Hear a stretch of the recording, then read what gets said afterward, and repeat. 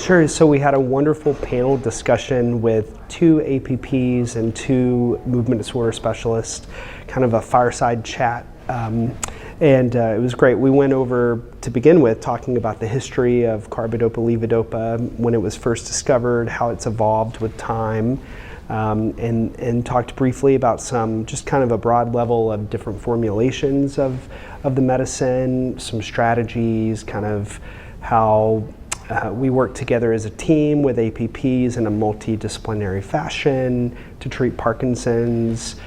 We talked a bit about motor symptoms, non-motor symptoms, kind of some treatments there just at a broad level. So it was a very comprehensive talk, but yet, you know, with a defined time and some Q&A, which was good from the audience. And the audience is made up of movement disorder doctors and providers, but also tons of APPs, general neurologists. We even had a patient who was there this morning, and so there was a variety of different learners that were there interested in what we were talking about. So it was good. I would say the first thing is that we have advanced as a field in movement disorders.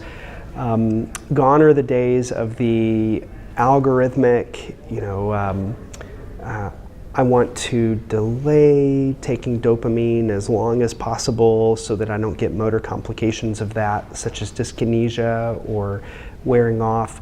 We now understand much more about the pathophysiology of Parkinson's and of levodopa, for example, and so strategy really matters, essentially. So what we want everyone to know is that we treat to the patient. We don't treat to an algorithm. So as we look at patients, we need to examine them and see what their motor disability is, see what their non-motor symptoms are. And the blessing and the curse is that we have medicines to do all that stuff, and we have really good ways to treat patients.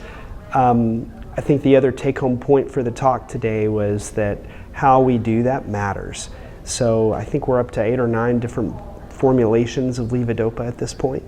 And so a lot of people didn't realize that it's such a robust kind of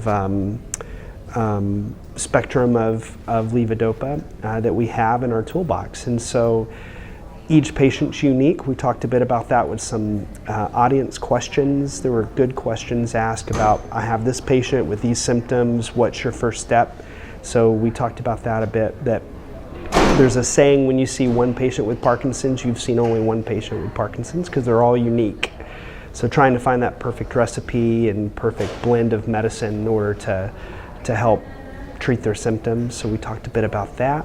So it was a very good discussion. And from the panel, we shared different opinions about things. So you got APP's point of view, you have movement disorder specialist point of view, and so we were trying to just emphasize the need for multidisciplinary care for these folks.